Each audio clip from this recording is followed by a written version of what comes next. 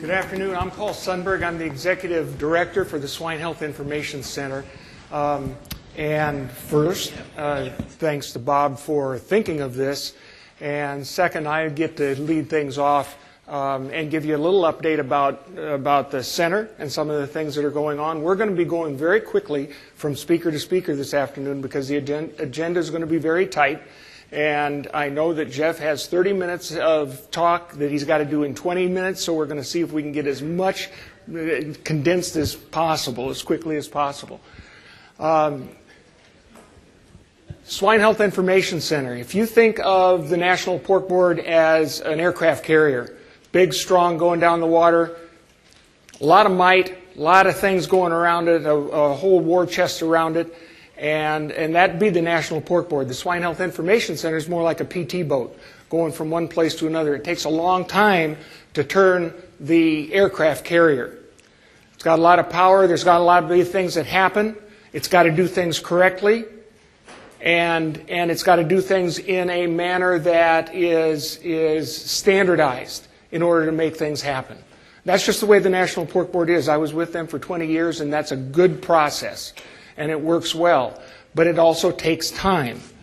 And for the Swine Health Information Center, what we're trying to do is we're trying to go fast enough that we make mistakes.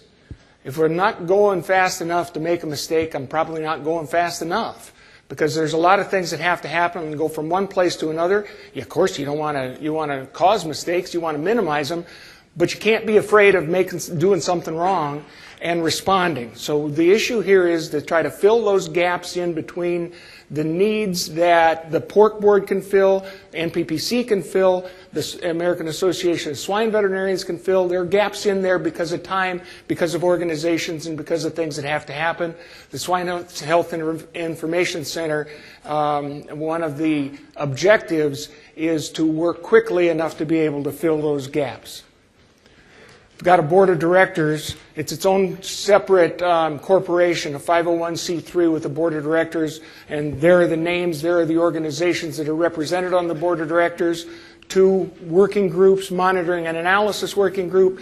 The names up here are important, but they probably aren't as important as the categories for a sense of what's going on. And with the title of the talk being setting research priorities for emerging diseases. How do we look at research priorities? How do we prioritize emerging diseases?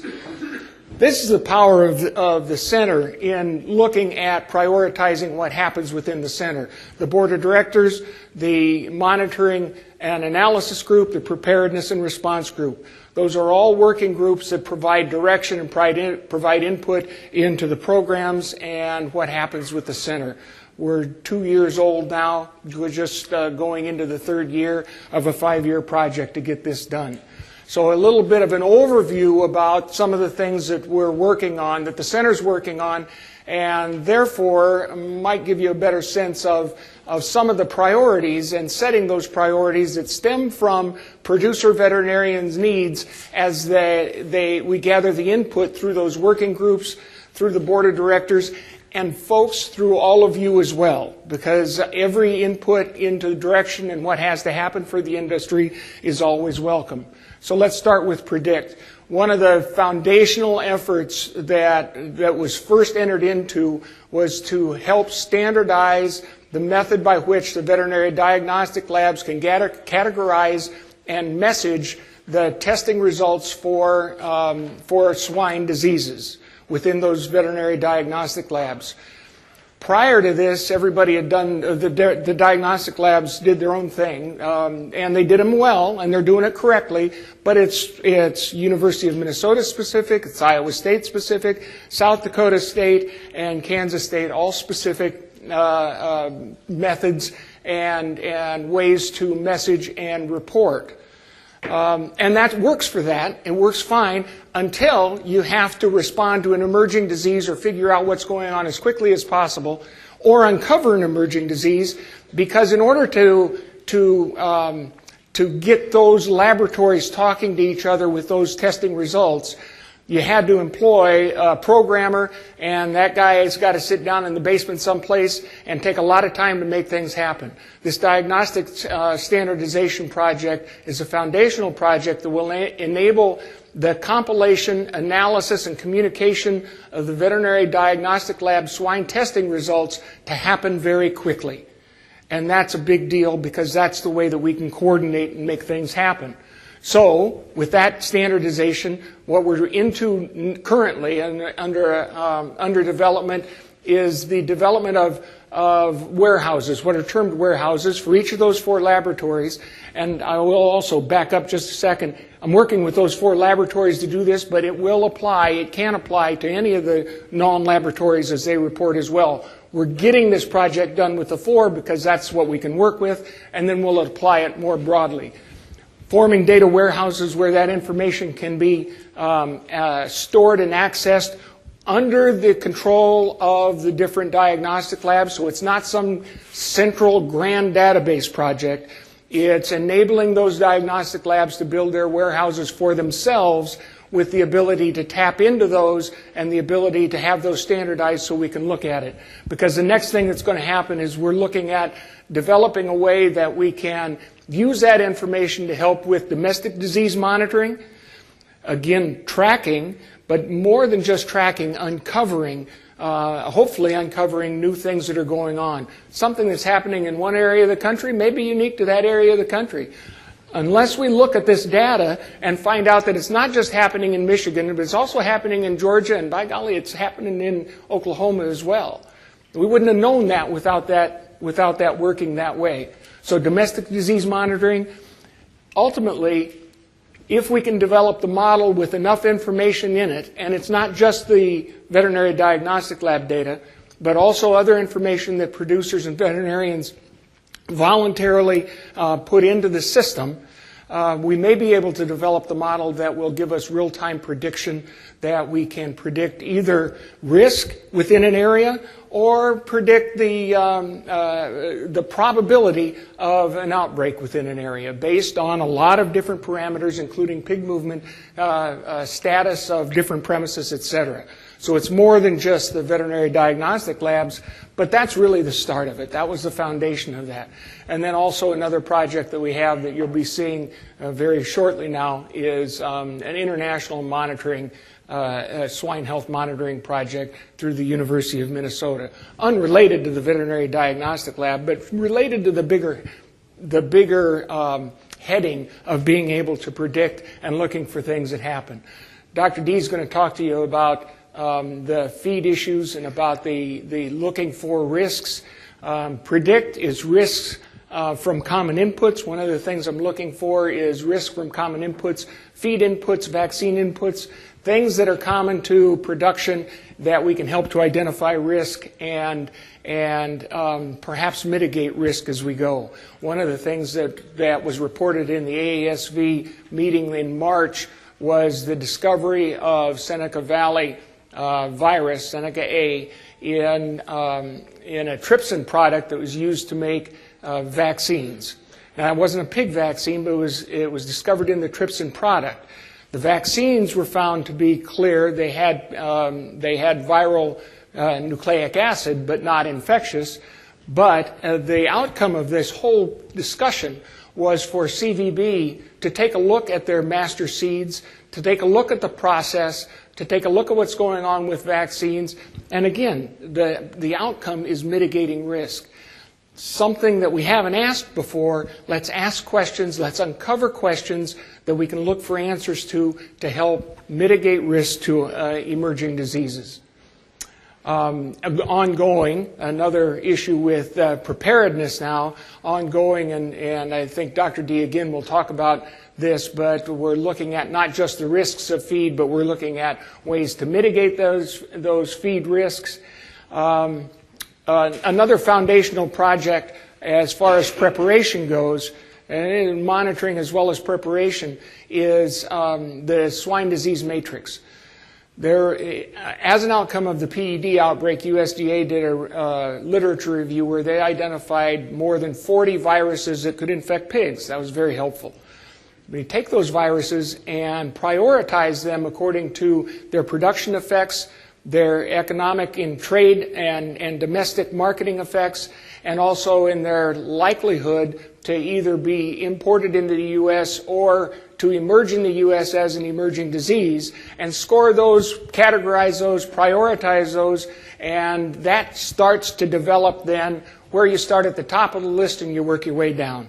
And I know it's difficult, you can't see in the back the names, but what you can see is if those on the left side, the high priority on the left side, and you go down and then start on the right side and go down again, the colors are PCR capabilities that we've built or uncovered or improved during 2016 and into 17 to be able to detect those viruses. So you see we've got the high priority viruses covered very well. The low priority ones we probably aren't going to expend any funds on because they are such low priority. But that's a thing that we're working on, is to make sure that we can detect them, make sure we can find them. The next step in 2017 is to make sure that we can look for antibodies against these so we can continue to do monitoring and not just look for viral nucleic acid. The center supports the Morrison Swine Health Monitoring Project. 50%-ish of the sows in the country are within this project, and that is sharing information, disease information, other information among the participants with the idea that we can do better together if we work together rather than if we work separately. Short-term is to deliver value on this project, to continue to incentivize these producers to share information so we can do better in swine health management. Long-term goal of this is to provide the capacity for the industry as a whole to be able to respond to emerging diseases and continue with continuity of business. Respond and Recover in the center, we've taken the U.S. and divided it up into regions to form a rapid response program and use a rapid response corps members in that program. The issue here is when we have an emerging disease, something that's happening, and we experienced this with PED, that we had epidemiologically distinct outbreaks where it was just isolated. Nobody knew what, why, how, and we had to get out there and find out in order to try to inform about PED outbreaks and PED risks. We weren't very good at that. We were good at the investigation. We were terrible at the rapid part of it. And the response program that we've built now has divided the country up into sections, into regions that enable a rapid response team of consultants and experts to be on the farm within 72 hours after the invitation from the producer and the veterinarian. So we get a telephone call about an outbreak of something. Epidemiologically distinct, it might be something brand new, and we don't know what it is, or we don't know why it is, or we don't know how it is. And for the good of the industry, for the good of producers, we better find out. We can be on the farm within 72 hours after we get that telephone call to help with that investigation. That investigation may not limit it, but that investigation will certainly help form the foundation for how we can respond as an industry. And it can include USDA as well in this if the producer and the veterinarian agree. The idea here is to provide industry information and to feed into a response plan. The Swine Disease Response Council is an organized, centralized concept for state, federal, and industry to work together in responding to emerging diseases. Respond and Recovery includes diagnostic fee support for those cases which the diagnostician has completed the initial diagnostics but either come to a dead end and doesn't have a definitive diagnosis, or they provide the diagnosis back to the veterinarian, and the veterinarian goes, yeah, but that's not it. Thank you for that, but there's something else going on here. So it doesn't have to be just an objective, here it is, now what? But it can be an intuitive, but that's not right, I don't feel that that's correct, let's keep working. And the center will offer support for the producers and for the veterinarians to continue that investigation within those diagnostic laboratories to come to a satisfactory end to that investigation. All of that information and more is up on swinehealth.org. So I encourage you to go there and take a look at what we have up. And also, while I'm here, I'm currently working on the 2018 plan of work.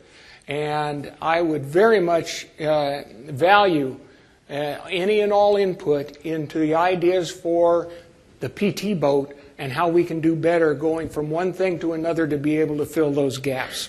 And that's the way that we work better, and that's the way that we can work most efficiently.